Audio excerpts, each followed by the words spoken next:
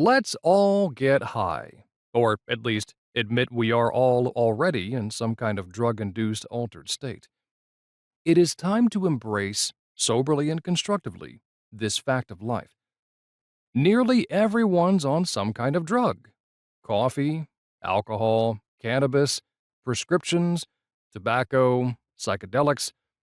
Psychoactive drugs are ubiquitous in American society today. Distinctions between illegal and legal drugs are crumbling now as well, as recreational and medicinal uses of various drugs expand in popularity and become more and more acceptable by a wider swath of the American public.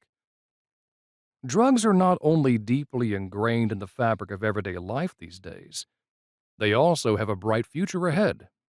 The future that is so bright does not simply refer to recreational use of psychedelic drugs and the vast economic networks and opportunities that will open up as a result of increasing decriminalization and legalization efforts.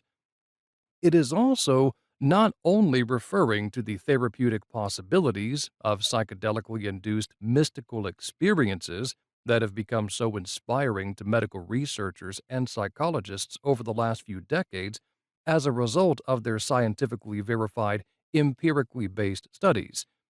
No, the kinds of drugs considered here are much broader than psychedelics, and the variety of religious responses to mind-altering psychoactive substances raises much deeper questions about how religious life can overlap with drugged life.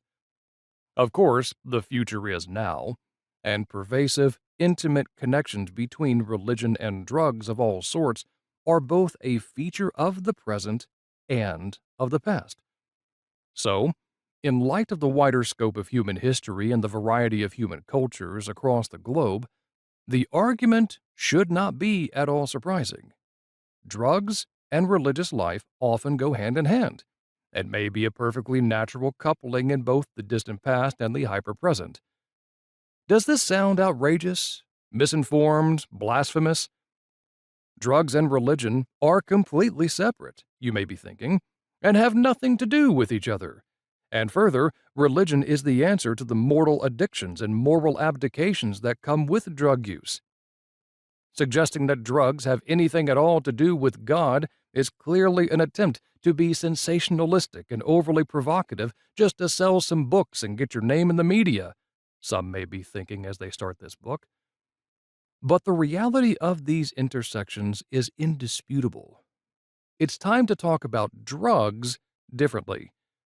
Recreational uses, medicinal uses, therapeutic uses, hedonistic uses, self-destructive uses. All of these designations are missing a profound truth lying underneath the surface of our daily, drug-filled lives.